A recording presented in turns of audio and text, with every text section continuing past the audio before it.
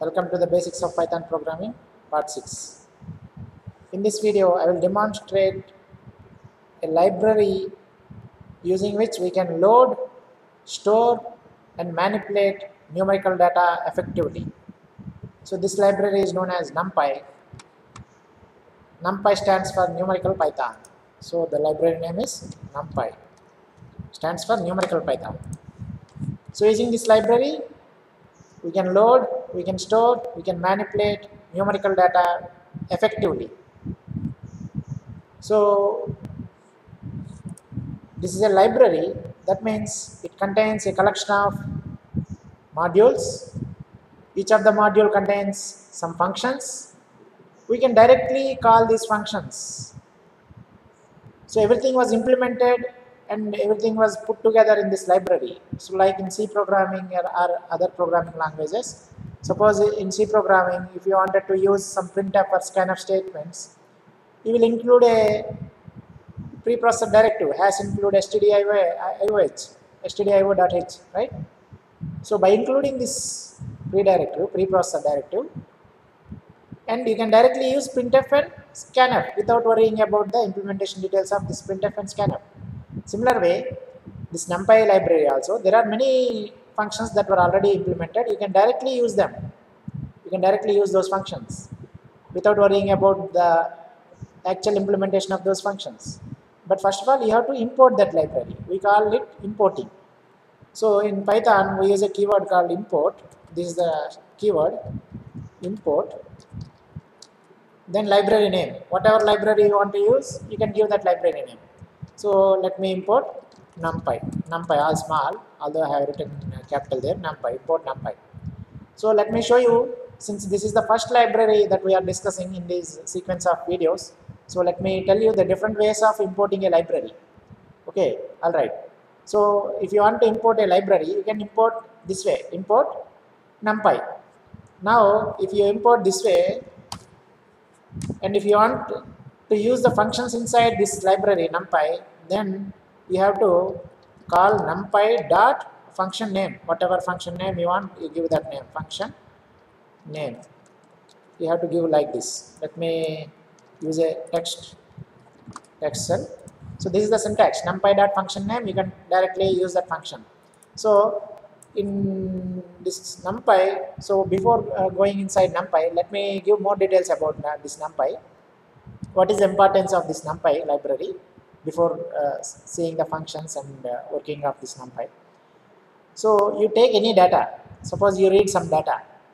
Basically, any data you take, it will finally boils down to a set of numbers, sequence of integers or sequence of numbers it can be, or sequence of numerical quantities, that's all, rather than saying integers.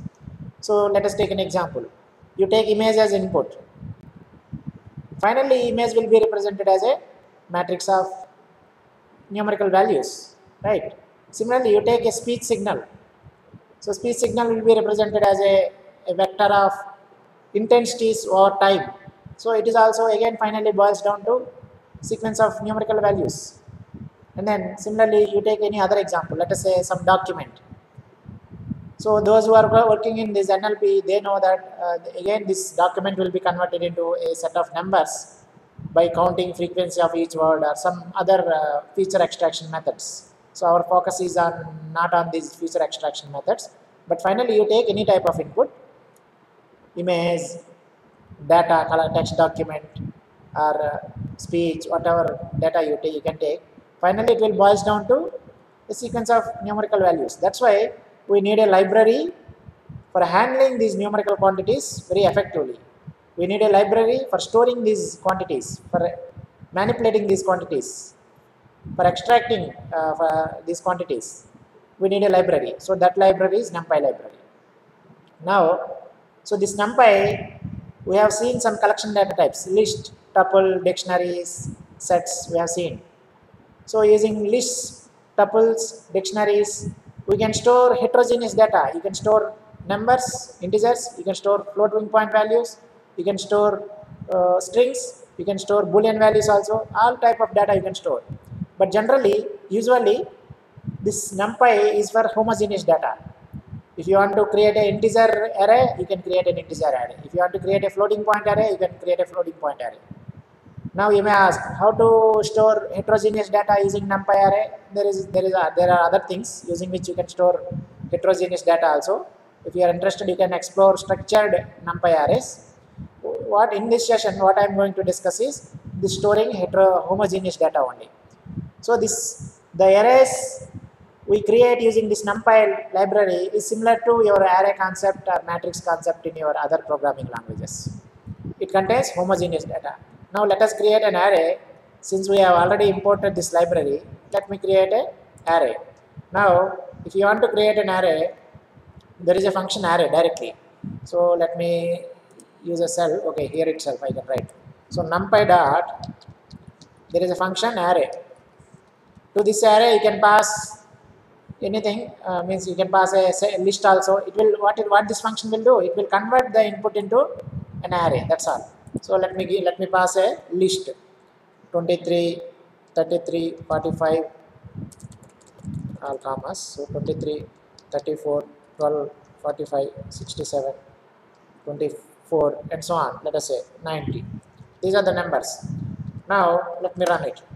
NumPy.array. You see, it was converted into a NumPy array. You see the output here, array, and these are the numbers 23, 34. So you can store it somewhere. Let us say, let me call it a A. Let me store it in A. Let me store it in A. And you see what is there in A. You check the type of A, type of small a. You see, it is a NumPy.ND array. This is an array object. It was created using NumPy. See, so this is the first use of, means the first way of importing some library and using the functions inside that library. Now let me tell you the other ways of importing a library. The other ways of importing libraries, the most frequently used one is this one: import NumPy as NP. So this says that rather than calling as NumPy.array every time you want to call a function, you have to write NumPy.that function name.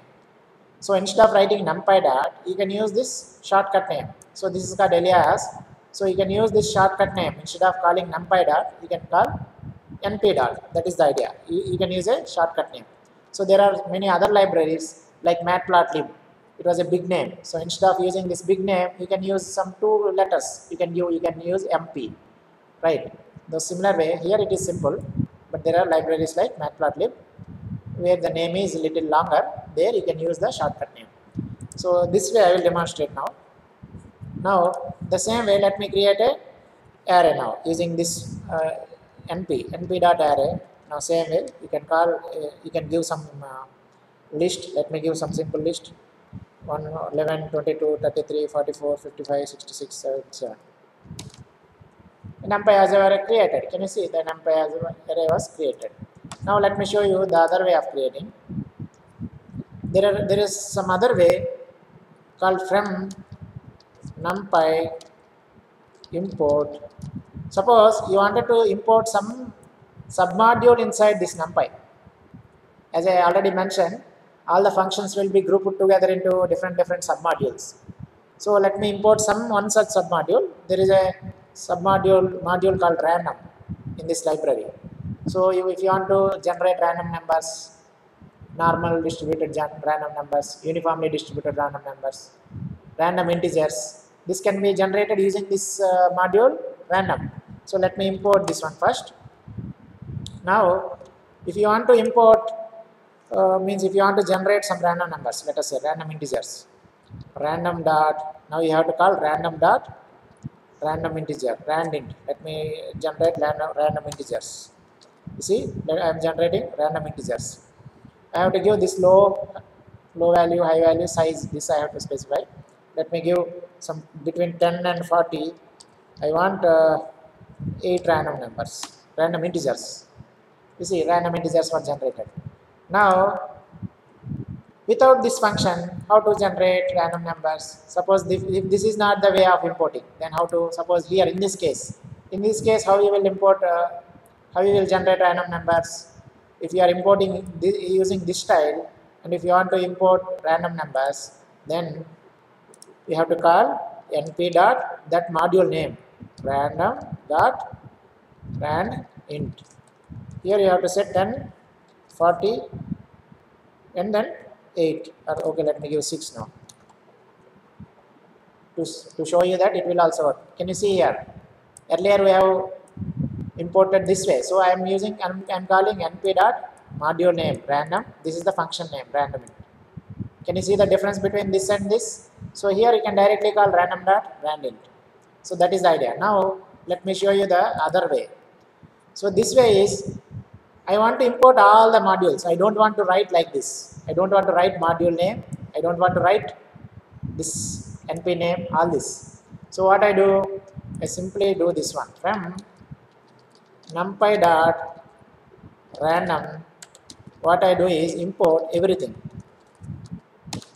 So from this library, from this module, I import everything. So the moment you import like this, now if you want to create random integers, simply call rand int 10 and 60. Let me generate 10 random integers. Can you see this is also working? So these are the different ways of importing. So the first one is import numpy. If you import this way, if you import a library this way, you have to call the function name as numpy dot array or numpy dot random dot rand int. Like that you have to call. So this is a shorter way. Import numpy as np. Instead of calling numpy dot array, you will call np dot array. Instead of calling numpy dot random dot rand int, we will simply call np dot random dot rand int. Now this is the third way. This way, this particular importing will be useful, this style of importing. If you wanted to use functions within a particular submodule, you know that you are using functions within a submodule, then you can import this way. You know that you are only using functions within this submodule. You are not using all the functions. Whereas here, you can write np dot some other submodule dot some other function. So this is for if you are not sure that you are using only functions inside random.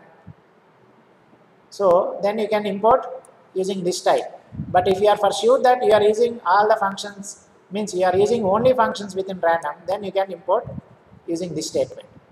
Now this is simpler than this one also. No need to call random dot rand int also. You can directly call rand int.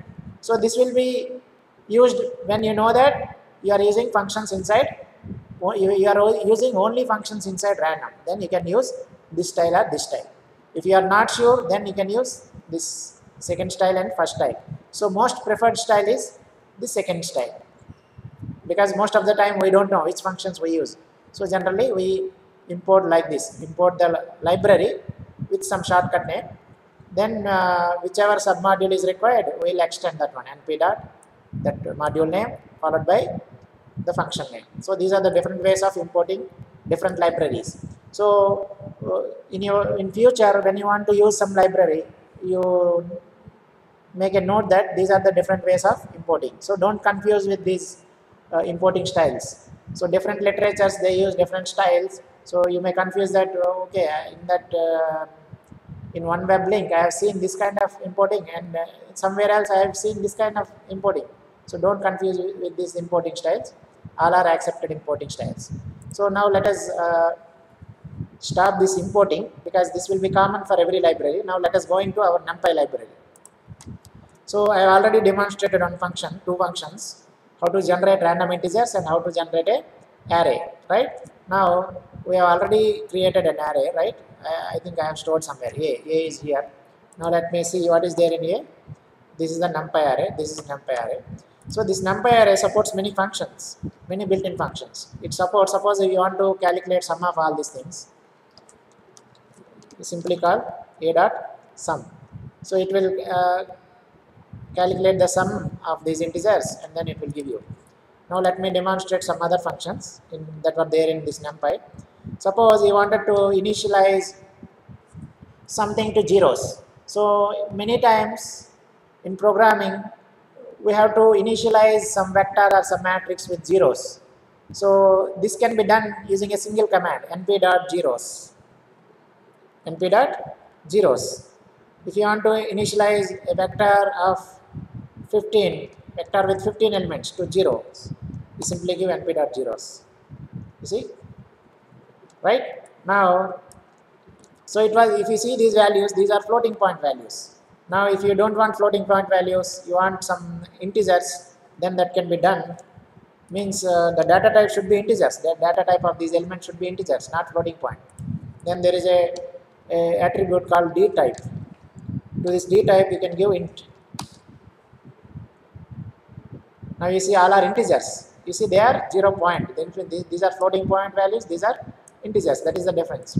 So similarly, if you want to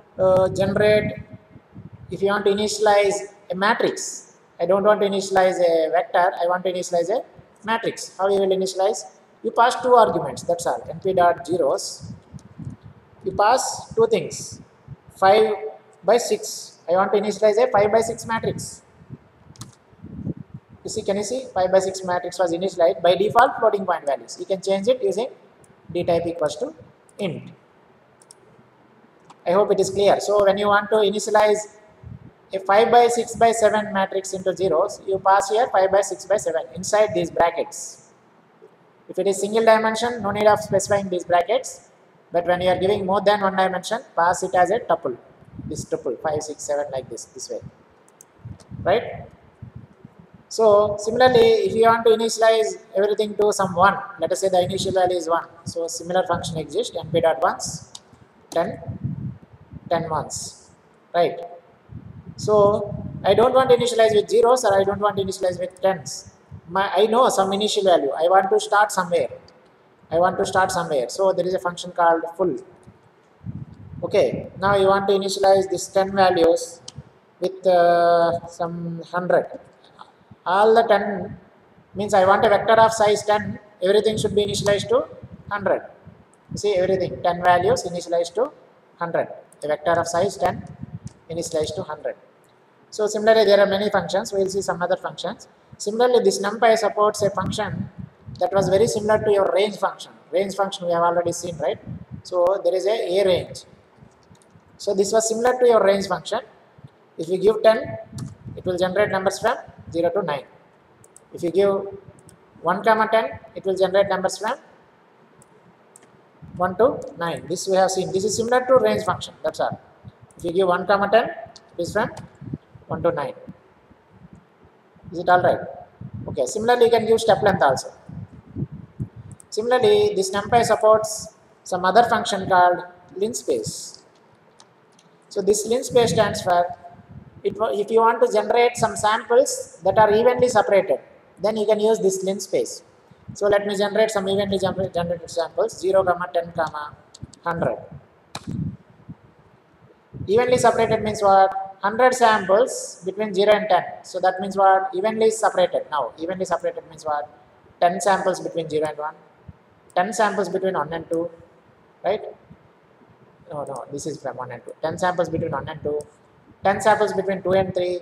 And so on. So, 0 to 1, 10 samples. 1 to 2, 10 samples. 2 to 3, 10 samples. 3 to 4, 10 samples. And so on.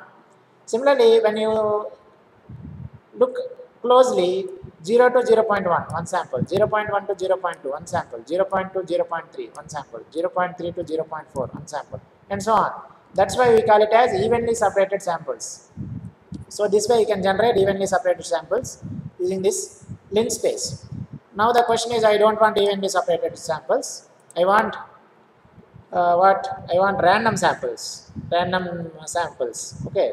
If you want to generate random samples between 0 and 1, we have already seen this function, np.random. No, we have not seen. So there is a module called random module. Inside this random module, we have a function random. 10. You give 10 samples. So it will generate 10 samples between 0 and 1. What is the distribution? It will generate these samples according to uniform distribution.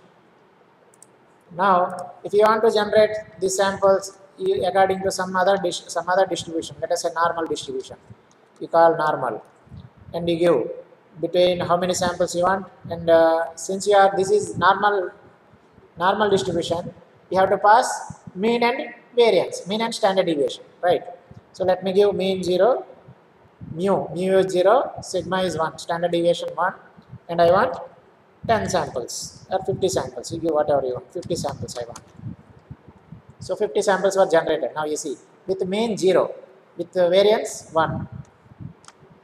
I hope it is clear, right? So similarly, you want to generate random integers. This way already seen. Random integers is np.random.randint, right?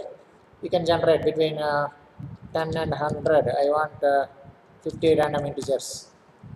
So these are the 50 random integers that were generated between 10 and 100. Now, okay, all right, yeah. Now let us say, let us store this in some A. Now we will see some functions that can be applied on these NumPy arrays.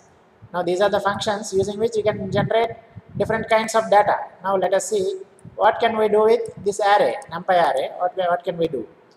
So if we have an array A, we have already seen this sum function. You can add all the numbers inside this A, right? It is 2526. Now if you wanted to access some numbers, let us say what is there in A, these are the numbers. Now if you want to access some integers, you can use indexing, like lists we used indexing, tuple we used indexing. So same way, A of 0 will give you 25, A of 1 will give you 35, A of minus 1 will give you last element means 78. Similarly, it supports slicing also. Slicing means what? I want numbers from 1 to 23, index 23, index 1 to index 23.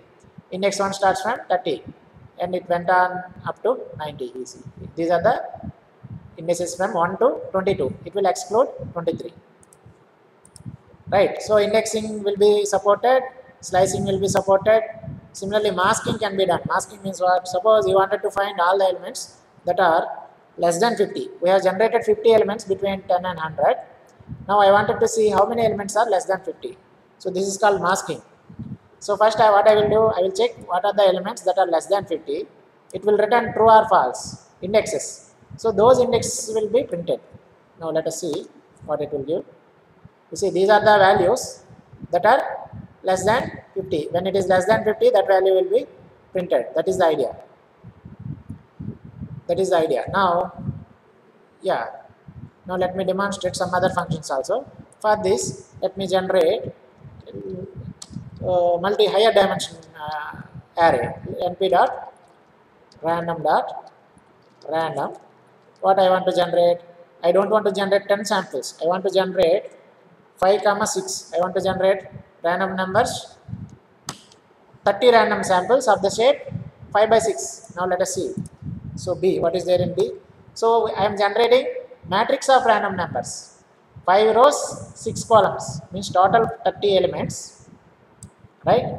Now there are some functions called dimension, number of dimensions. Suppose you wanted to know how many dimensions this particular matrix, B equals to n dimension. Number of dimensions is 2 because only rows and columns.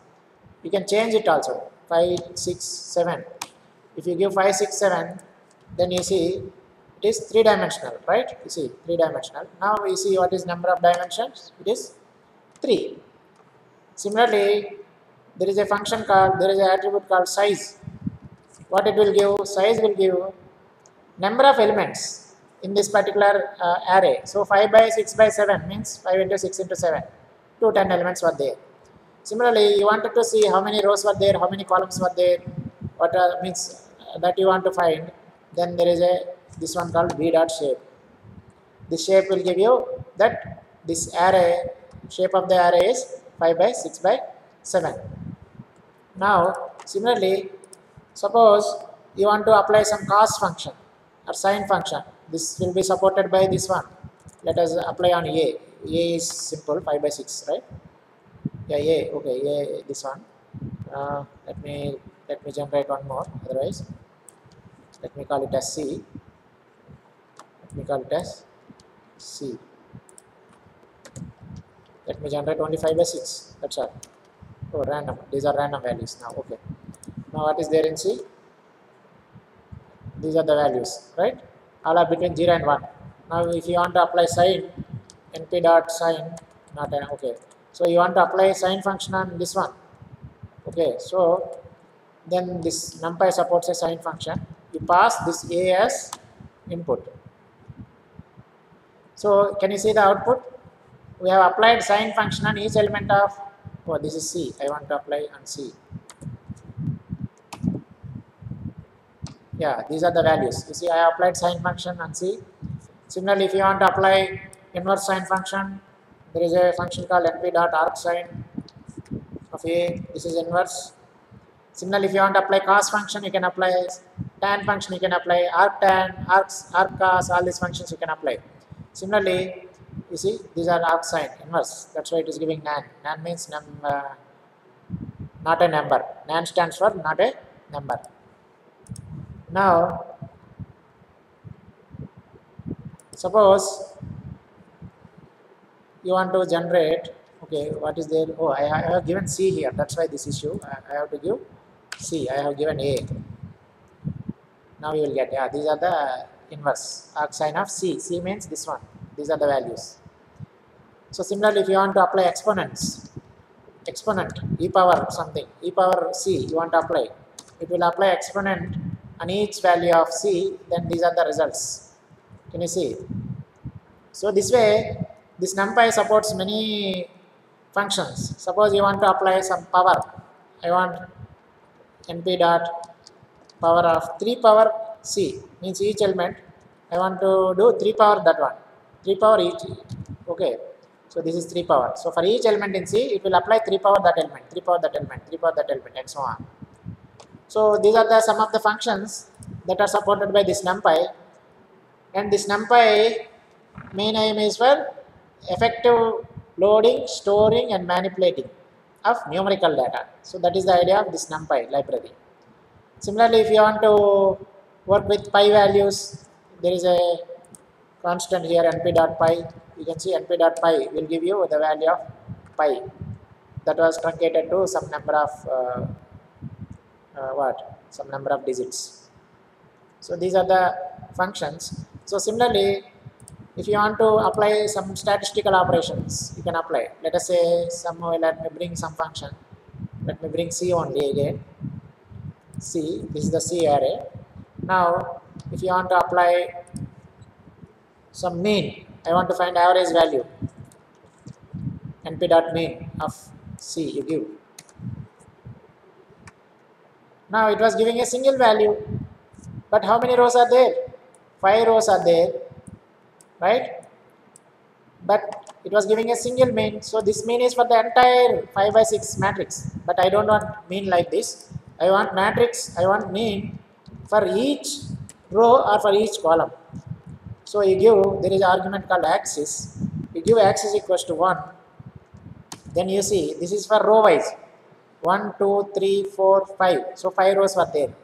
So for each row, a mean came. Mean of each row, average of each row. Now, if you want to calculate mean of each column, then you have to give C, comma, axis equals to 0. If you give axis equals to 0, then it is column wise mean. You see, you will get 6 values, 1, 2, 3, 4, 5, 6. If you give axis equals to 1, then that is row wise mean. So similarly, if you want to find standard deviation, you can find standard deviation. If you want to find maximum value, you will get maximum value. Let us say standard deviation of C. Yeah. Similarly, if you want to find minimum value or max value of C, you will find max value of C. Minimum value of C, there is a function min, you can use. Directly you can use min of C. No need to sort, no need to do all these things. It will give you all these things. Similarly, I want to find index of the element where this minimum element occurs. I want to find index where exactly this minimum element is present. So simply call np.arg min of C. Similarly, if you want to find index of maximum element, instead of argmin, you call argmax.